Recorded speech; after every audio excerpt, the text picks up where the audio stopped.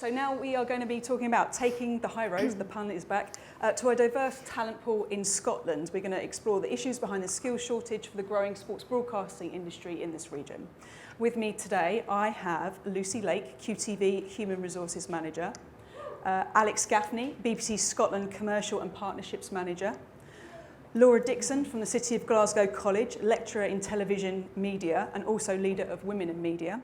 And last but not least, Julie Robinson, QTV Senior Broadcast Manager. So we've got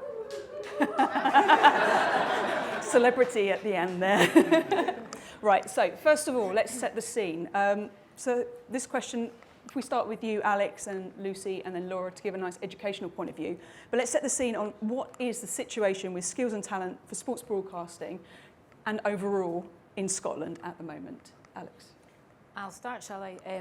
So I think we're covering in BBC Scotland also a whole range of programming and broadcasting. So we're talking about studios, we're talking about outside broadcasts and all of the genre. And I think it's fair to say that we're struggling in all areas. We're actually struggling right up to the wire sometimes, you know, in terms of finding people for a show that might be recording in 3 days' time. So I think talking about sports specifically, speaking to I think my colleague Charlene from BBC Scotland Sports here tonight, there are specific areas in sport like production management, production coordination, runners, FMs, that would extend right the way to all craft areas as well. So I mean, I think I can probably talk a bit more later about specific roles we find difficult to recruit, but I would say it's in all areas of craft and largely in all areas of production too. And if there's a big drama in town like Outlander, you know, you'll lose half your crew to that. Right. So I think it's a good thing in that we're busy and there's so much happening in Scotland. It's good for the industry in Scotland, but I think it's really hard and a tricky time at this point. Yeah. I mean, I would agree with everything that you've said, obviously, because we're going through the same problem. I think what's become clear is that we are sort of woefully unprepared for a growth in the industry, in a sense. So anything that you've just said, if anything comes from left field, like a big film or a big production or a new studio, say StudioWorks opening up a new shiny floor at Kelvin Hall, which is very, very exciting and should be cause for nothing but positivity, actually at the moment is a huge anxiety because the market is very stagnant in that sense. So. The freelance pool is stretched as it is, and as Gareth mentioned, is very sort of white and male as well. And it just means that we not only struggle to crew big games and big things, it's a week-to-week thing. So my production team, who is here and work very, very hard, will attest to the fact that it takes an awful lot longer and probably quite a lot more money, therefore, to crew on the wire all the way to the last minute. And of course, we're then looking down south, we're looking across to Europe sometimes to bring in people, and that can be very expensive and not great for sustainability as well. Yeah, definitely. So it's hard. It sounds it. And then for a educational perspective, what are you seeing, Laura? In terms of gender imbalance with our courses, I think the easiest way for me to sort of explain that is to actually provide the numbers. So in terms of our HND, our second year students are going to be graduating this year, we have 42 males but only 15 females. Right. In our BA classes, again, the degree students, we have like 15 males and 6 females. So that just shows you the gender imbalance. I mean, the numbers are getting better, and obviously the college are doing what we can to reach out to schools. But yeah, I don't know how we encourage females to get into the industry. Yeah, yes, we'll get to that later, definitely. So what specific roles are you guys particularly finding hard to crew? We touched on it, but it seems to be everything. And how do you actually approach a challenge? So when you are up to the wire and you just can't find a VT editor? Well, a bit like, in fact, editing is an area I didn't actually mention. So fast turnaround editing, EVS ops. I mean, the list is endless. I was actually in BBC Scotland recently, we've actually done a bit of a study across all the departments, operations, craft, and all the production areas, and it's literally like a huge list of areas that we're short on, and that also replicates in the freelance sector. But it's back to what Lucy was saying. We're in the same position where we might be looking to have to bring someone from London, or someone from Salford, or in our case, sometimes we'll tap the door of BBC Northern Ireland and say, who have you got? Because we have a good relationship with them. Yeah. But that is crazy.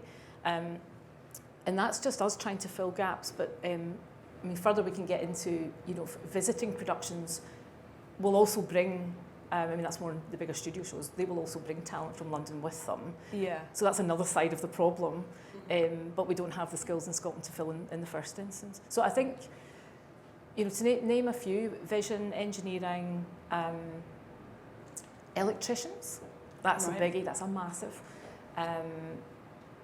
Probably sound, camera, specialist camera, definitely FMs, and a whole host. And I was talking to someone earlier here about wanting to know how to get into our runner pool.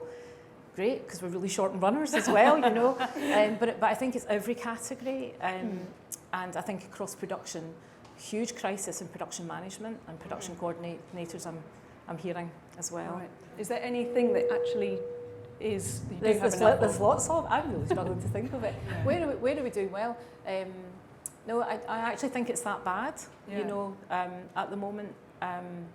Yeah, I can't think of any way. Yeah, I mean, we struggle less to find, well, certainly for our particular business, we struggle less to find, I guess, maybe editors, but that's not for fast turnaround. So, I mean, it is across the board. We find that where we're recruiting down south mostly is for VT operators, and that for those of you who are just sort of students and maybe don't know, that's those who maybe will do the replays when you were mentioning EVS, replays when you're watching sport and all of that, that's someone's job.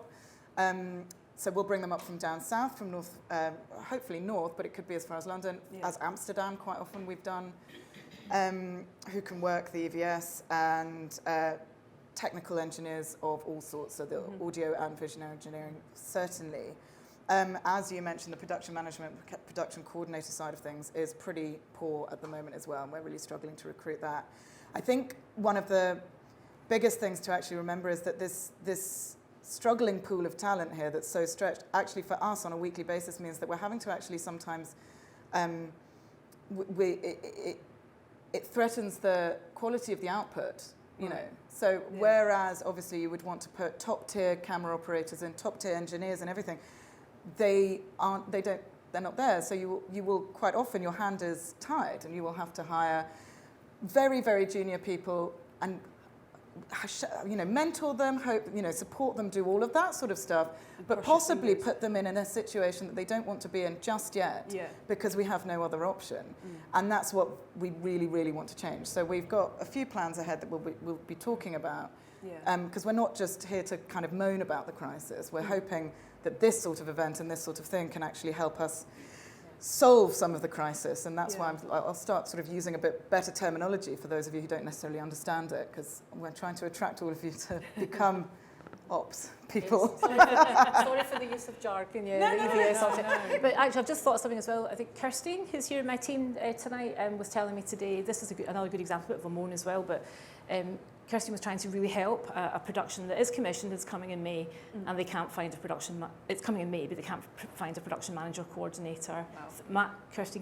She's got great contacts, she gave them a whole massive list of freelance, and everyone's booked. Wow. And that's, so, good problem to have, maybe you would say, because lots of work. If you're a freelancer, really. I mean, it presents an opportunity, because now we have all this, we essentially have a bit of a blank canvas to now fill this pool of talent with a more diverse pool and a better pool and a highly skilled pool. And if we do it correctly, we can build a sustainable pool of freelancers who we can then draw from, where people who are using your studios aren't bringing their entire crew from down south, which I get they're needing to do just now, but at the same time further enhances the problem. And it's all a sort of cycle, and we can all work together to improve it. And then with QTV, you are a growing production company and services provider. So how is this actually affecting the growth of the company in terms of enabling yourself to do it smoothly and efficiently? Oh, it's been a huge barrier to do it smoothly. I mean, of course I would say this, I'm part of the company, but we've done ourselves proud in that through gritted teeth, we have an organisational design that I am pleased with, but I know what vision I have. And what I want the company structure to look like. We have, for those who don't know us, we've grown from we've had a couple of periods of our existence where we've grown extremely fast and had to recruit extremely fast. And for the kind of work we do, and as Gareth pointed out, maybe like up to 17 productions a week, a lot of what we need, therefore, is actually permanent staff who can work across all of those things and be multi-skilled, multi-talented, and we obviously train, and we have a fantastic in-house sort of training program. But what we were finding is that we were having to essentially bring on board and pay for and take a punt on maybe one trainee, because we could only afford one trainee to come, and they might be the wrong trainee, so that would be a waste of time, resource, and everything like that. So we are starting to work more collaboratively to actually start a course we'll talk about a little bit later. Yeah. But in terms of our growth, it affects, as I said before, it affects the output. We're strong-armed quite often in that if we find a right candidate for QTV, but we had budgeted maybe for that new recruitment in a year or in 18 months' time, but once you find a unicorn, you are nuts if you let them go. So suddenly I'm talking to my finance director going, I'm really sorry we don't have budget for this now, but there's absolutely no way I'm letting that production manager slip through my fingers, or that engineer. You mean we've got a female engineer who we hadn't budgeted for, but we had next year? Sorry, that's not the case. But it means that it's very hard, therefore, to have... Sorry, you're so famous now. It is really, really hard, therefore, to plan, actually, and to make sure that our budgets stay on track and make sure that we can grow in a very smooth, as you said, way. In fact, it means it's impossible to make it smooth. Yeah. So if we could, that's why we are inserting ourselves into part of the solution, because without that, we will just sit back and moan and moan and moan, and I can't stand that. So, sure. Okay. Great. And now we've sort of set the scene on where we are up here. So people that actually have work experience and in the industry. Over to you, Julie and Laura. When you started out in your career, so Julie as an engineer and Laura on your way up to becoming a director, how did you find the world of sports broadcasting as young women? Smelly. No, it was intimidating. It was intimidating. I mean, when I first started off in broadcasting, I was a young 22-year-old fresh out of university. I mean, I'd worked loads of part-time jobs, supermarkets and all kinds of stuff, but this was my first real job. And the first time I was sent out to an OB, I was very excited, and I went out and realized that I was just surrounded by middle-aged white men. And I mean, I'm 5 foot short, so I'm not particularly tall, and most of the men were kind of over 6 foot tall and all very kind of sports into as well, which makes them very testosterone charged sometimes, and it was very hard to go into that. I mean, I was used to being surrounded by men. At university, I was the only woman on my engineering course that I did, yeah. And so I was used to being around men. But electronics engineers are very different to people interested in sports. It was a very different type of man. And it was, I could shock and awe for an hour with stories of what it would be like. I have to Heather, we said we're going to have a 5-minute conversation, and I went on ranted for an hour about what it was like being a woman in the broadcast industry. But suffice to say, there was lots of patronising. I was just a wee daft girl. What did I know? I was just a young wee girl. There was lots of mansplaining endlessly. There was some manhandling, which was not always appreciated. I was much younger, slimmer, and prettier back then than I am now, and it was tough. It was hard, and every so often you would be. I would spot like Cindy, who was the female camera operator, out on a job with me, and it would be like we'd gravitate towards each other like this. It was just someone else, because I know there's a lot of like in terms of equality, we all want to be treated the same and we want to look the same, but we are different. Women are different to men. We deal with work differently. We talk differently. And as a woman, I need that connection. I need to chat excitedly for 5 minutes about something and then focus on my work and get on. It keeps me going. So that it was interesting. I definitely developed a very tough skin that I didn't have in the beginning. I was very sensitive to comments that were made and just everything that happened. It was tough, and the sports OBs in particular were the sports team in BBC Scotland at the time were all very manly men, which I'm not, clearly. And it was difficult. Yeah. There was a culture of the people that used to work in those OBs not being used to dealing with a woman being out there. I was very lucky, actually. I was very fortunate when I started at the BBC. There were 2 other female engineers. And I have to say, like, as difficult as it was working with a lot of men in the OBs, the engineering department were absolute gents, every one of them. They were lovely. Most of them were 40 to 50 to 60-year-old men who were old school ham radio experts and treated me like a granddaughter for the most part. They were lovely. I would like camera crew and riggers and electricians were a different story. They were quite tough to deal with. But it was hard. But I definitely over the years developed a tough skin. I learned to stand up for myself, which a lot of people don't expect from a wee short, kind of happy-go-lucky wee girl like me. But it was tough. Yeah. It was tough. And Laura, how was your experience? Well, probably much the same. I am originally from the island of Mull. So I am an island girl who basically came to Glasgow, the big city, did my college, and I met a guest lecturer who basically got me into Setanta Sports at the time. Now, Setanta Sports had a lot of men that came from Sky Sports, and at the time Sky was the dominating broadcaster at that time. And it was a sort of a lot of strong-willed men, a lot of shouting. You sort of had to pretty much change your personality. I feel that has gone on throughout my whole life, that you change your personality to put the stone wall up. You start becoming one of the lads, going out for a drink with them, listening to their sexist jokes, hearing their sexual conquests, and you just have to accept that. And I think that throughout my career working in sports, I just became immune to it, because that's how you got on with it. You also then obviously had to gain their trust. Everybody wanted to know if you knew the offside rule, which I always made sure I did. I still don't. So, I mean, luckily I did watch football anyway, so I sort of was into it. But, you know, they sort of look at you. They would rather give the men the jobs because they trust the men. And I think I've said so many times that the men do the work and the girls do the paperwork. And that was my journey through runner. And it took, thankfully, my manager was a father, so he was very kind. He had 2 daughters, and he was looked after me, and that's how I got into directing.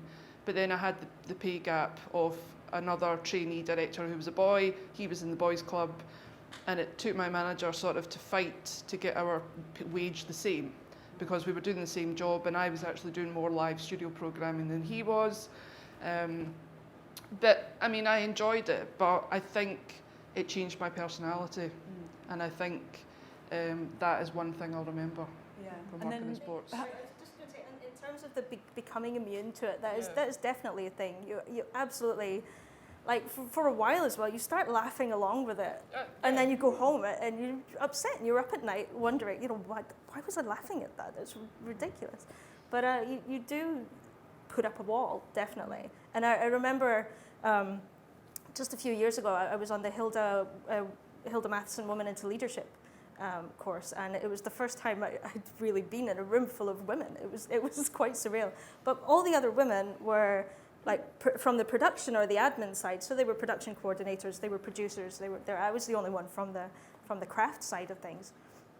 And we kind of opened up and we started talking about our experiences. And I do remember I spoke for a long time, and it was only in seeing the other women in that room and how their jaws dropped when I would tell stories of some of the stuff that I'd gone through. And I mean, this was about 18 years into my career that I kind of listened to it, and it was like, hearing this stuff coming out of my own mouth is really shocking, and I kind of was disappointed in myself that I'd allowed that kind of behaviour to go on for so long. Yeah. And then, Julie, you sometime later after all this fun stuff, you made the move to freelance, and now you're at QTV. So how's that been for you, being a freelancer and then QTV? And how are you able to use your influence to try and bring more women into their business? Being freelance was liberating. I think I found there was a lot of experiences over my career that were not pleasant. that very much held me back, I think. And I think speaking to a lot of women, in the beginning, in the first 10 years of my career, there was a lot of patronizing. It was all very jovial stuff, and I'm joking about it. But about 10 years in, when I had, and at that point, I'm going to be big-headed here because I should, but at one point, I was one of the top racks operators and lighting console operators in Scotland. Thank you.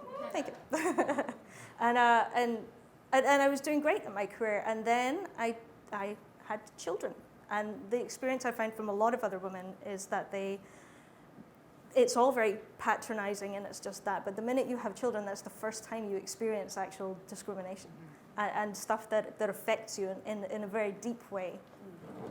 And I actually ended up having counselling after a wee while, and I was diagnosed as having generalized anxiety disorder and PTSD as well. Generally, it was diagnosed as. And in the latter years of my career, I was not in a good place. I was in a very dark place, if I'm honest. And when I chose to go part-time, a lot of the experiences that I had rocked my confidence. I was rock bottom confidence-wise. And when redundancy came up at the BBC, I kind of happily went for it. I didn't want to leave my career. I loved my career. I loved what I did, but I felt I could not physically stay where I couldn't mentally stay where I was anymore. So when I left and I went freelance, it was terrifying, if I'm honest. I had no idea what I was going to do, but it was liberating. I left with my confidence rock bottom, thinking, no, I'm not really good for anything anymore. I had children, and I was essentially put up on the shelf and put to news shifts for years and years. And I left, and within 36 hours of leaving the BBC, I was being hired as an EM for QTV. And I never really made much effort to get work. I was being offered the Euros, the Golf Open, quiz shows from STV, and I actually got slightly overwhelmed with the amount of work I was being offered, and ended up saying yes to everything just because I didn't want to turn anything down. But so it was liberating. It was great to have confirmation that my career wasn't over. Like my career was still very much alive, and I could still go for it. And I kept working for QTV. Obviously, I'd known Gareth for a very long time, and working on the other programs, I just found that when I worked for QTV, I was getting something that I felt had been missing from my life for a very long time, and that was respect, and to be treated like an equal. To be treated like I could be part-time and I could still be useful. I could still be. I reconnected with being an engineer as well. It was almost like there was no more bed blocking. There was something to be done.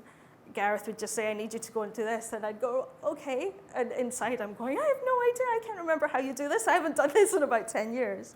But I learned, and all the skills came back, and it was freeing for me to be freelance. But I was only freelance for 7 months. I was wooed very quickly to join QTV. I'm very cheap. Just give me a bit of respect, and I'll join. I don't care. You do pay me.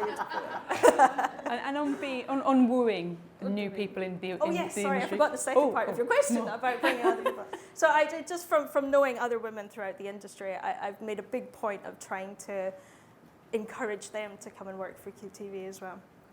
Yes, there's obviously a lot of need for more people. And then as the big broadcaster on the panel, no pressure. So what's the BBC doing to bring young talent into the industry? Well, the good news is, in just a few months ago, actually, we took on 12 new apprentices. So 6 of those are in the craft areas, and there's a 50-50 mix of male and female. And 6 are in the production areas as well. And so that's an 18-month apprenticeship. Now that's run in conjunction with the BBC Academy, so it's BBC UK-wide, but Scotland, for the first time in quite a number of years actually, have got these apprenticeships in. And they will literally work across the range and breadth. And they're all young, but they come from a variety of backgrounds.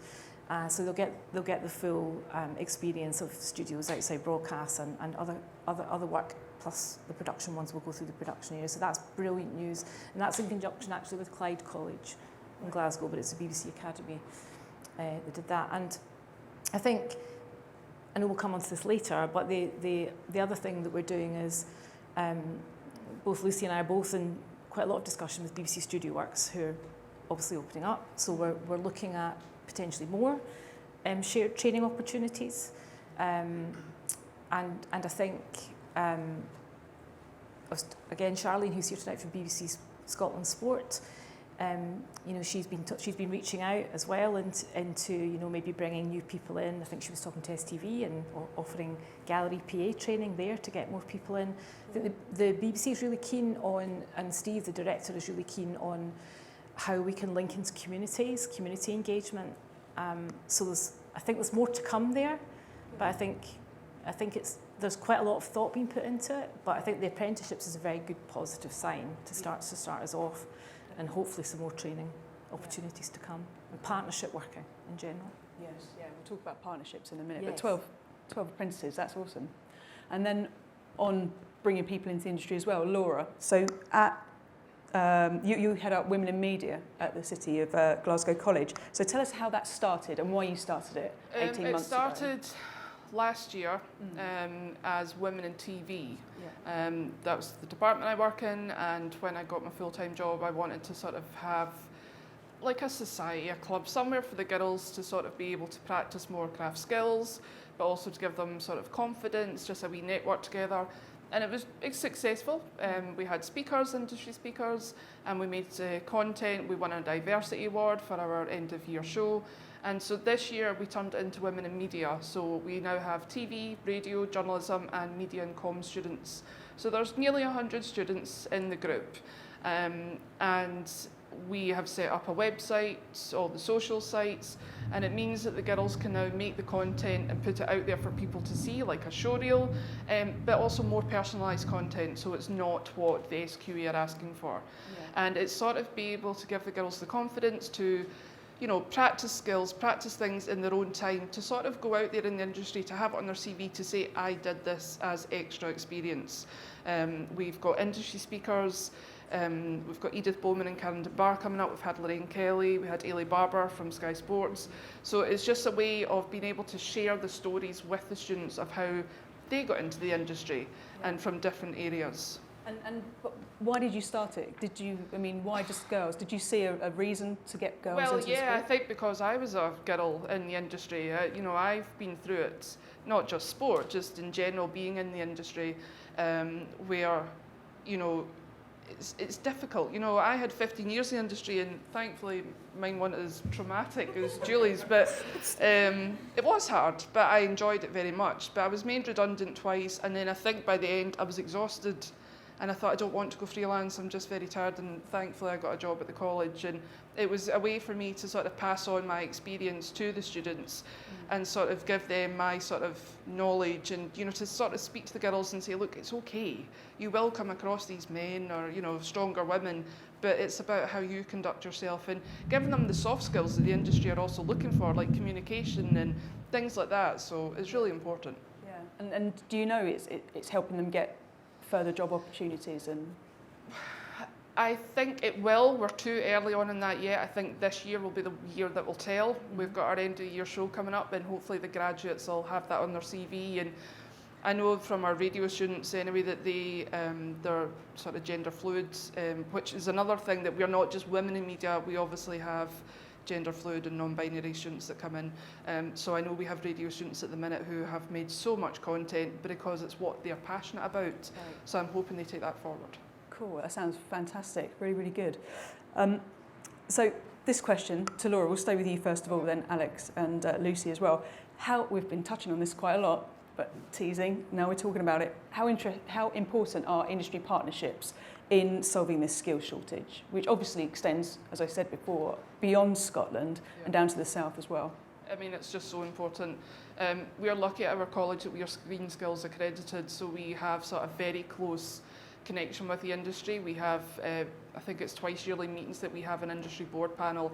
They look through our curriculum, they sort of approve projects, and we also have the opportunity, QTV just yesterday in fact had some of our students in.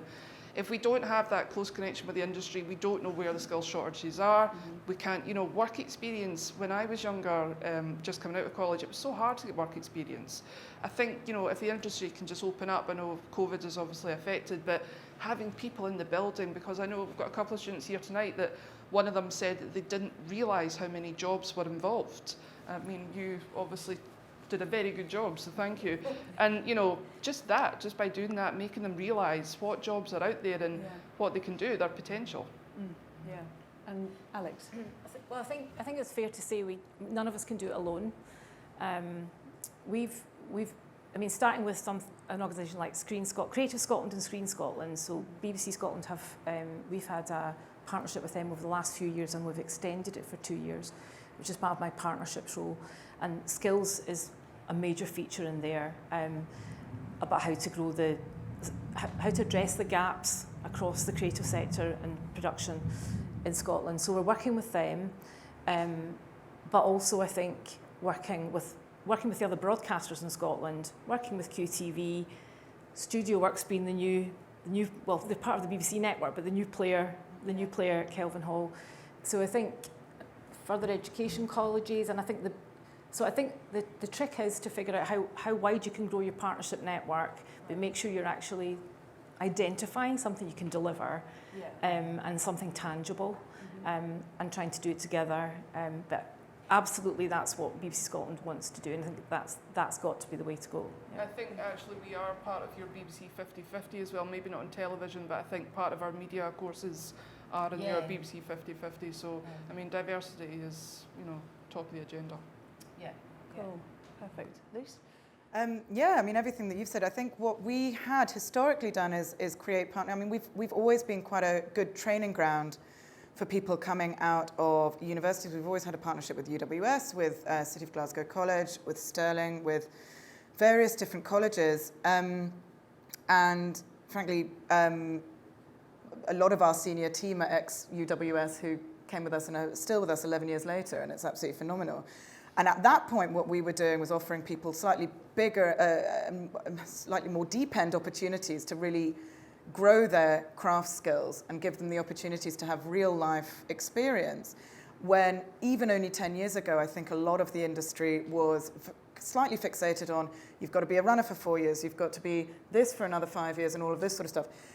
That's what we have been doing, and that's been working well, but very, very slowly and also slightly reactive to the problem. And what we're now trying to do to be a little bit more proactive to that is actually create more partnerships with fellow broadcasters and fellow production companies. Because, I mean, I may be speaking out of turn here, but up till now it's been quite closed. You know, we're all competitors to an extent, but people haven't really enjoyed talking to each other, and I don't really hold well with that. So, like, you will talk to me, I like you. You know, it's that sort of thing. And I think as long as we've started and we're creating a partnership with National Film and Television Scotland, so NFTS, you guys with... Yes.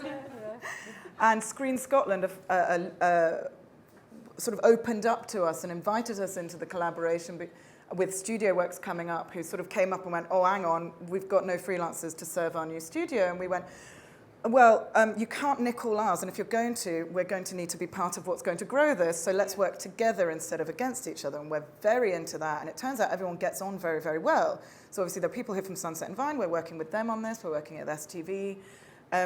Anyone and everyone who can come to the table, we will talk to, and now actually start opening up our secrets on how you've recruited and how you've actually got slightly more diversity, or you've got really, really good retention here, and your job turnover is extremely low. How are you doing that? Yeah. Let's chat, you know, and part of that is this network is exactly what that's for, because unfortunately, I mean, I had a couple of comments actually to say, you know, do you want a women's group, a women in sports broadcasting? I just want to be sports broadcasting network. I would love that to be the case, but unfortunately we're not there yet. You actually need a support group and a network where there are men and women and people of all diversities to actually come and discuss and be that support for each other, be that kind of, oh, I found identification with what Julie found just there and all of this sort of stuff. So the partnerships is actually really, really intertwined with all of that and will be enormous for actually attracting women into the industry and attracting all ethnic diversity, people of different abilities, diversity, everything, all of which we are woefully short of. So it's sort of all together, the partnerships are crucial to that, because if we don't start talking and working collaboratively, then all of this is hot air. Yeah. And ultimately that's it. So you hear a lot of these, I don't want to be another panel and another discussion where we talk about all the exciting things that we want to do and then don't do them, because actually everyone's still closing their black copybook and not actually talking. But it seems to be changing, and that's what's really exciting. It is, really. Yeah, I would agree. That's what I've picked up on. It is changing, and people are less closed about. Yeah. This collaboration alone is which is really good to see. Yeah, absolutely. And then now looking at what's needed to bring more women and more diverse talent pool into sports broadcasting in this region. How do we attract young people, and how do we get them into the environment once we've convinced a student they want to become, a sports broadcasting replay operator? How do they get in the door? You've got 12 apprentices, but how else do they get in?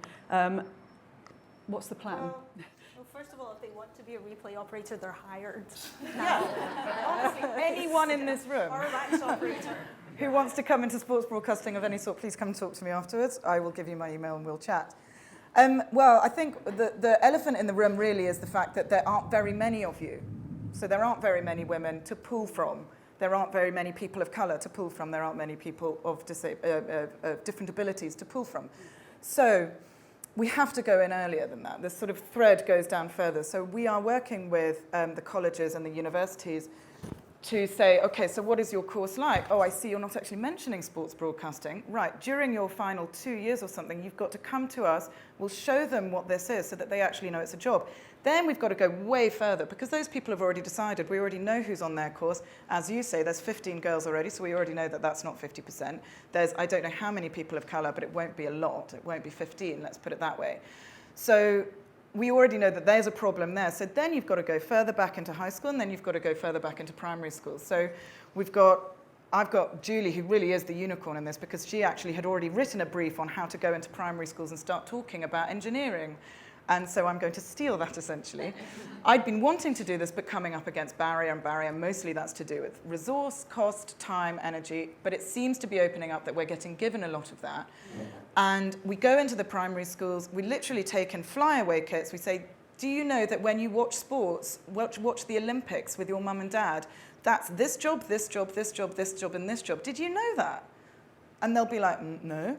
Did you know that if the sun goes behind the cloud, that's someone's job to make sure that the colour of that green grass stays the right colour?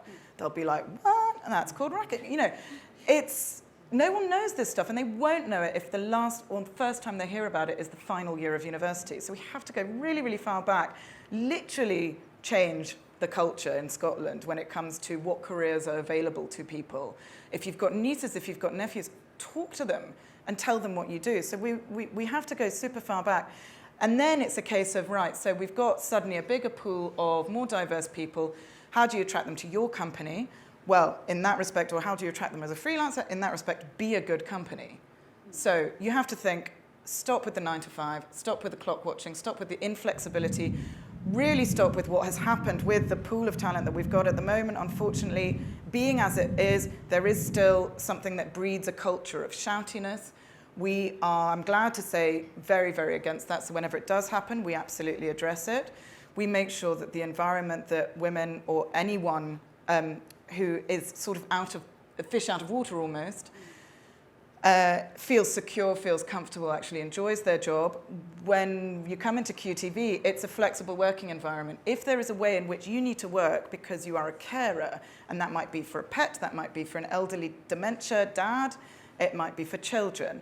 Predominantly, that is a female role, but it's a male role as well. So anyone of any gender, if you are a carer or if you need a reason for your work to be flexible, we will, of course, find a way to do it.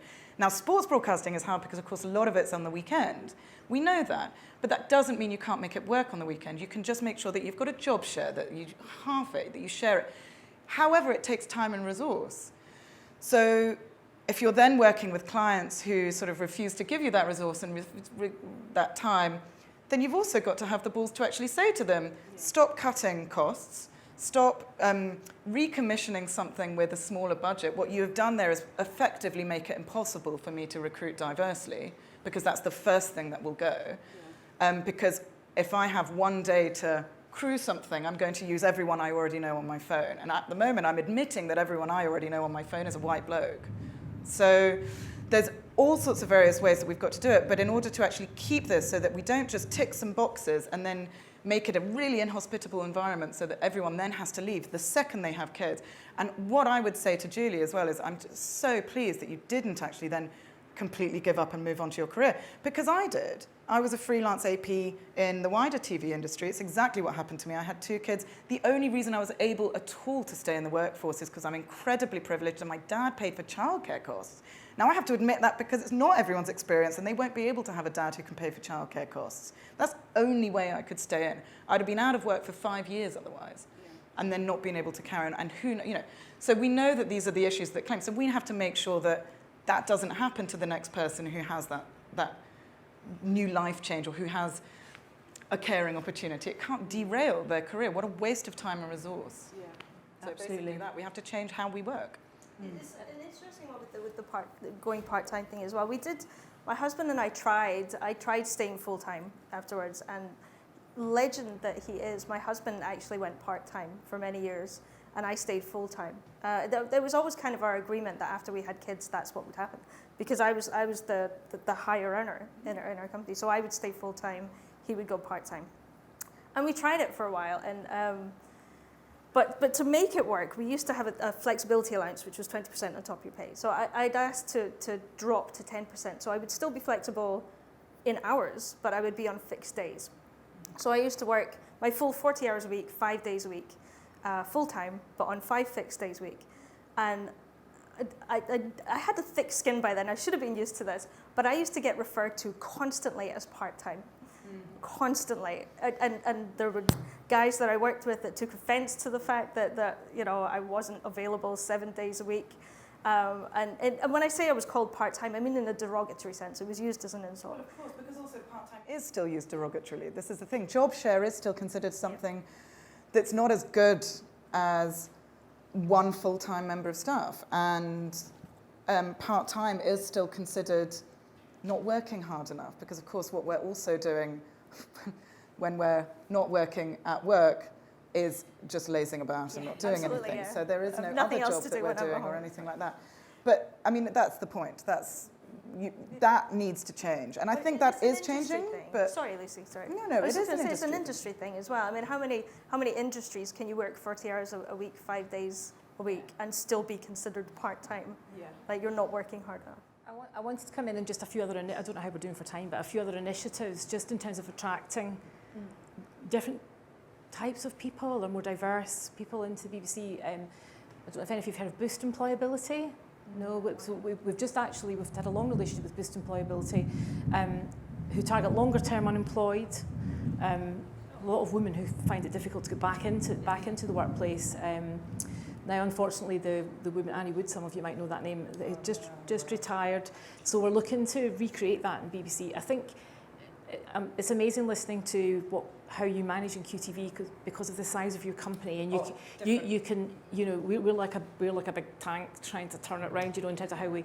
But I think there are some really good schemes to build on, like Boost Employability, which also I think worked well with those who just couldn't find any work, never mind work in the broadcast industry. And also Sandeep Gill, who's our diversity lead in BBC Scotland, is doing excellent work actually, working with her knowledge, targeting diverse communities in Scotland.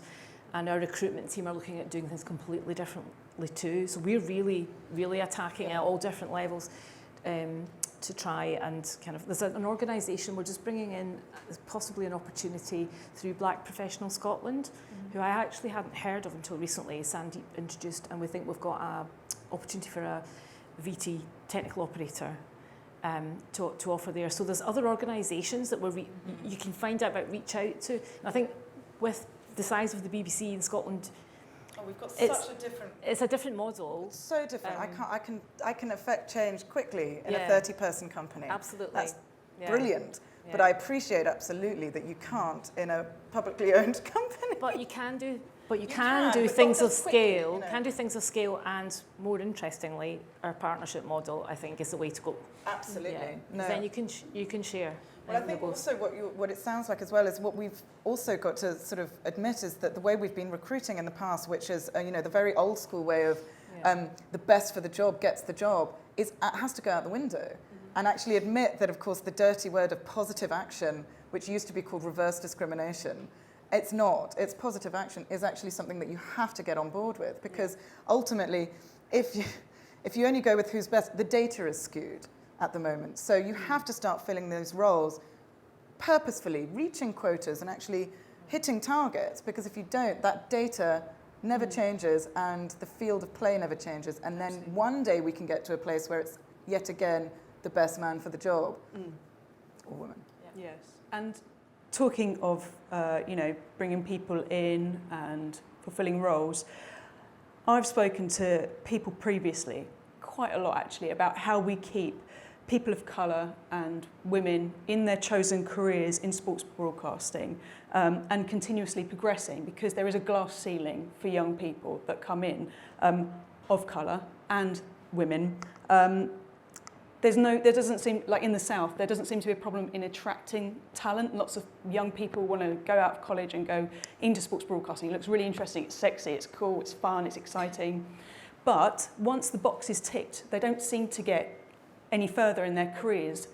There's a turnover about year 3 or 4 where they drop out and completely change industry, not just out of sports broadcasting, but out of broadcasting completely, which makes it look very tick. They're in, we've filled our quota. Oh, we've got a young black man. Oh, we've got a young black woman. Perfect, that's 2 boxes, So it's, how are you guys approaching this this issue, if indeed you do think this is an issue for you? Alex? We've got real absolute targets, which is interesting because Scotland's a different culture from down south. But there are BBC targets that we're looking at and will be held to. But in Scotland, I think specifically with someone like Sandeep in our HR team, she's a real driver of that, and just actually doing what you were just describing. They're just like measuring how people are moving through. And it was interesting, I was talking to a couple of colleagues in sport actually about that, female colleagues in sport about that. I've mentioned Charlene about 3 times tonight, but I know she's here and I'll mention her again. But Charlene and Jane, who couldn't be here because she's got COVID too, but they were saying that that's something they're very aware of in the sport department. There are a lot of men in the BBC Scotland Sport Department too, but there are also a lot of excellent women. But I think it's about working with Sandeep and the wider HR team to just move that. There is an action plan. It's not forgotten about, and if anything, I think it's risen just in this last year. It's talked about at top level, and so that's positive. It is. Yeah.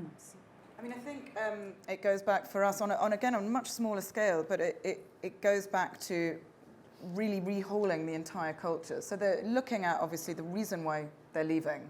And the reason why they're leaving is because people are they're being made to change personality, change who they are, whether they're a person of colour or a gender, to fit in with essentially an industry that is still being run as an old white man's boys club. Now that is definitely changing. It's even changed in the last few years that I've been in sports. So I get that it's changing. It needs to sort of change a little bit faster, and each individual company needs to be held to account for why they have lost someone. Yeah. So I mean, I like to proudly say that our turnover is pretty low, but it does exist. And whenever we lose someone, we look really, really hard and really sort of investigate what it was that happened, why their lives didn't work for us. There's always a reason that we were party to. It is never just because that person didn't want to work for us anymore for their reasons. It's always something that we did. So you have to be, well, for one, you have to be honest. You have to get the ego out the door, look at what you're doing wrong, ask for help. I mean, I hope to be able to create a relationship with Stuart, for example, who we'll hear from later, to actually say, right, you've got a network of people from different background and ethnic backgrounds. Please does anyone want to work in sport, and can we actually start any sort of program? Actually saying, I don't know how to do this, but when I do this, what do we need to make different about the way we work to make sure that they are feeling valued, that they feel the same, and that they don't then have to change? Because that's the other thing. As Julie said, we're not men, and we're not, sorry, for women we're not men, but you're not white men either. So, you know, we all need slightly different things for that industry to work for us. And so if people are leaving, you need to first interrogate why. But again, I think to keep them in, you do the culture change. To actually attract them, you have to do some positive action. You actually start having to work hard. But you need everyone to be on board with it as well. So it's sort of me asking to the audience here, who are brilliant, to come tonight to actually spread the word for things like this.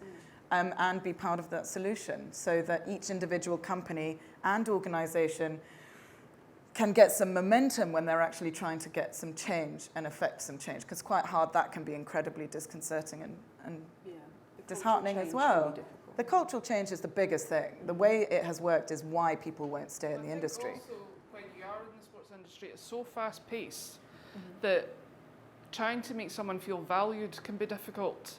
Yeah. And I know it doesn't matter what job you're in, you know, sometimes you don't get valued, but I think in sport, because it's so high pressure and it's so fast changing, that by reassuring, showing value to someone and getting rid of the boys club, I mean, you know, you can't stress how much that boys club has an effect on a female's working life. It's really helpful for the company as well to have diverse, like particularly in engineering. I've noticed that as well, is that like I do think differently to the guys, and they think differently to me. And actually, there's been issues where we've had something come in, and it's been we have this many pieces, but we have this much stuff coming in, so we need to figure out how to make that. And like they will always come up with stuff that I would never have considered, and likewise I'll come up with stuff that I know they probably wouldn't have considered, because we do think differently. And I think for a company that wants to be fast paced and wants to be going, you need as many different minds, as many different thought processes to come together to be able to move that fast.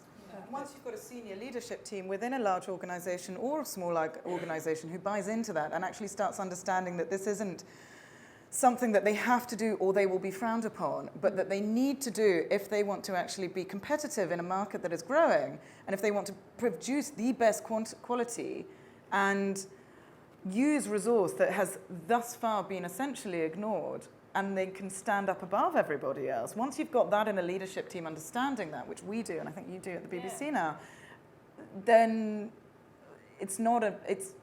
then it'll work. Yeah. Because you understand that it's not just because I'll get my wrist slapped if I don't have these box text. No, you'll be more creative and inclusive and therefore successful. Yeah. That's the big flag. The ultimate thing is you'll make more money. Yeah. I mean, we will. Of course we will. All this resource not being used. Yeah. So finally, for our panel, I want one line from each of you, just one line, Lou. On what do broadcasters, production companies, the OB industry need to be doing to address the imbalance of gender in sports broadcasting and bring more skilled people into crew roles in Scotland? One line. Julie. I'm going to find that difficult in one line, but one-ish line. We may have to accept that we will never have full gender equality, because I think we are going to have to accept it. Like in the same reason, like why, like you could be asking, why have you not got so many? Why have you not got so many female engineers? But why have you not got so many male production managers? Smack and I were talking about that earlier. It's like there are just I spent my whole life feeling like a freak, because I was a girl that loved to get screwdrivers and take bits. I took my mum's video recorder apart at one point. She was horrified, but I wanted to find out how it worked. When I talk to some of my friends at home in the group, who are GPs and nurses and school teachers and stuff, about what I do, most of them are mortified. They would say, there's not many women that might want to spend their Saturday afternoons at a muddy football ground wrapping up cables. And we might have to accept that there's just not that many that are going to want to do that. But to get them in, I believe that we have to start dead young. Like Lucy said, she was talking about she came to one day and said, I've always thought about having an early years program. And I said, I've been doing that for 6 years at my kids' local primary school. And they're so reactive to it. They do, and I've explained, I do it in a sneaky way. I kind of sneak maths and science into how I teach them stuff. But they understand it, even from the age of 8, 9, 10. They're taking it in. And I think we need to access from that point to let young women know, and people of colour, we need to let them know that these jobs exist. You can do them. You might not see other women and people of colour doing these jobs at the moment, but you can. But I do think the industry is better now than it was 20 years ago when I started. Immensely, and that was a very long sentence with no punctuation, no commas. But there you go. Thank you, Julie. I'll try and keep mine shorter. So mine would literally be, get rid of the boys' club, stop relying on the white men saved on your phone who think they have the monopoly on the freelance world, who feel they can bully younger members of staff, who shout at everybody. And yes, I think employers need to sort of step up and get rid of these folk. Fab. Thank you, Laura. Alex? One line. I would say do it together, do it in partnership, and take risks, and address the culture from the top down. Yep. Yeah, definitely. Lucy? I would give an example. I would say encourage more women into operation and technical roles. And the example being that someone recently who is a technical operator was told only a few years ago at university that she was she had a really good organizational mind and should definitely go into production management side of things because that's where she'll be more employable. Now, she sucks at organization. I can tell you, she is so good at ops, so good at technical. That would have been a really, really bad idea. Yeah. And that conversation needs to stop at college level and earlier. Perfect. Thank you very much. You guys are fantastic. Right, before we switch over to fantastic Stuart, does anybody have a question? Ah, we have a question. Do we have... Darren, can you do the mic, please? Come here. Come here. It's all right, I know him quite well. Yeah, well, there's a little handheld just there. Okay, can you take that over to the lady? Off you go. And then wait for the next one.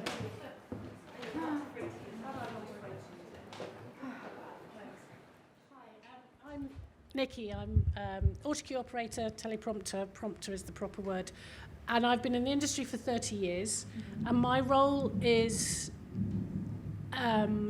quite unique in as much as I've worked in broadcasting, in OBs, in sport, in the conference industry, in the events industry.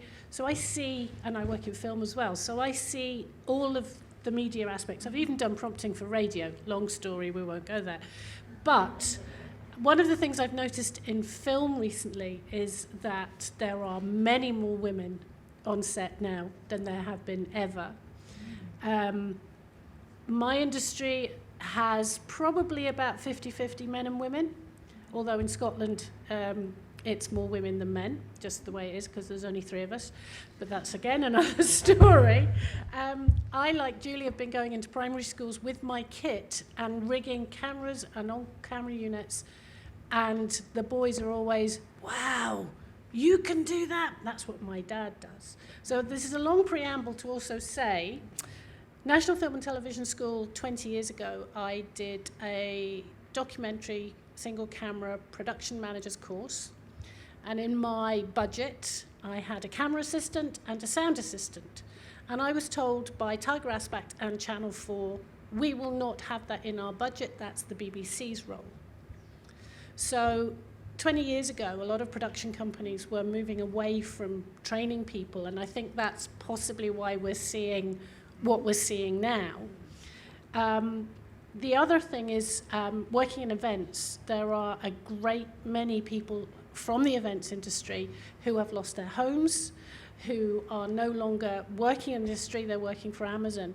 And you were talking about high pressure and things being rapid turnover. That's what they do. They walk into a hotel, they rig something, we do an event for 3 hours, and they take it out again. They've got sound skills, they've got VT skills, they've got a massive amount of skills. And there's always been this events teams, broadcasting teams. And that selection of skills needs to be merged. There are so many people out there of all genders, all colours, all levels of skill. Whilst it should be the right person for the right job, and it needs to be the best person for the job, how do you know they are the best person for that job unless they are given the opportunity to show what they can do?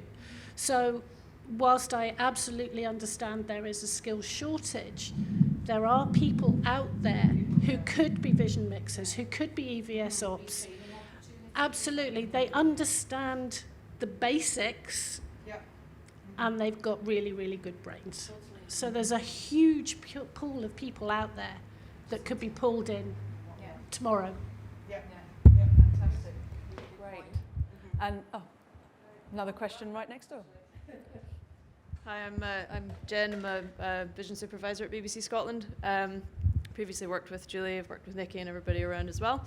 It's kind of going off the back of that actually, because my experience of trying to apply for technical positions is that in general, I think the list of skills is very specific to a technical role. So what you find is you have, do you have experience with these kinds of cameras? Do you have experience with this kind of software? Do you have experience with this kind of equipment? All that kind of stuff. And typically, men will apply for these roles whether they have the skills or not, whereas women tend to read the skills and go, I don't have all of those, I shouldn't apply. Is there potentially a way that you could consider changing the application process to an extent where you don't list, oh, here's a list of stuff that you need to have? Because again, it's a typical trait that if, even if you have 60% of those skills as a man, you'll be like, yeah, I'm happy to apply for that. I've got most of that, I'll figure out the rest. Whereas women like to go in, especially in these technical roles, because you have that drive to have to prove yourself in a way that you maybe don't have to because it's a boys' club, as you say. So maybe that's a consideration in the sense that, changing that approach, because even just adding a note at the bottom, we are also encouraging specifically this group to apply. Even that, if I saw that in a job ad, I'd go, oh, right, okay, great. As opposed to, well, I'm probably going to get pushed out of the pile because I've not got these skills. And it's just typically a trait that we have, I guess. One of the things we made sure we changed actually on our job adverts was things like must-haves. And instead just even using language like desired or just skills or qualities instead of must-haves list and then desired underneath list, because as soon as you've gone through, you don't even read the bottom of that. And even as a small change was being able, we will, this is a full-time, but or part-time or flexible or anything. Come to me and talk to me and we will discuss how we will work after. And that is, but I'll take more of those points on. I think it's important. Yeah, I'll take that back too, because they're looking at completely changing the recruitment process. In BBC too, yeah. It can be an intimidating world, and it can be enough to just, you have a quick glance, sorry. It can be enough to you have a read over it, and that can be the stopping point where you just think, I'm not actually going to bother, or you doubt, there's a doubt that goes there. Even if you are just as qualified, if not more qualified, than a lot of the candidates that actually go forward. I think it's in technical roles in particular, and this is not just specific to women. Like women in general suffer much more from imposter syndrome, but it's not just women. Men suffer from that too. I think as women we are more likely to hold ourselves back because of it, perhaps. I'm still terrible at bigging myself up. The fact that I told you all that I was one of the top ranked operators in Scotland is huge for me, and people that know me will be. It's amazing for me to actually admit something like that. Usually I would just, I'm all right in Rex. I've only been doing it for 22 years, but as women, I keep getting told as women we need to get better at promoting ourselves. We need to get better at selling ourselves. But it's not something that sits, it's not, it doesn't sit comfortably, particularly technical women. We don't do that. We just go and get on with the job. Yeah. But is it not about also talking about transferable skills? Right. Yeah. You know, if you've been at home as a housewife, managing your books, looking after your children, managing all of that, your organisational skills potentially are amazing. You can, you know, so it's about talking about transferable skills as well. Yes, the culture, unfortunately, of companies needs to be that they look at that and believe it. Absolutely. Sadly, most don't. And take into account your outside life as well. That if you are a mother, you are essentially a production manager at home as well. Yeah. On that note, Kids are still alive. tick box. Okay, on that note, we have run over slightly, but that was well worth it. Please give my panel a fantastic round of applause.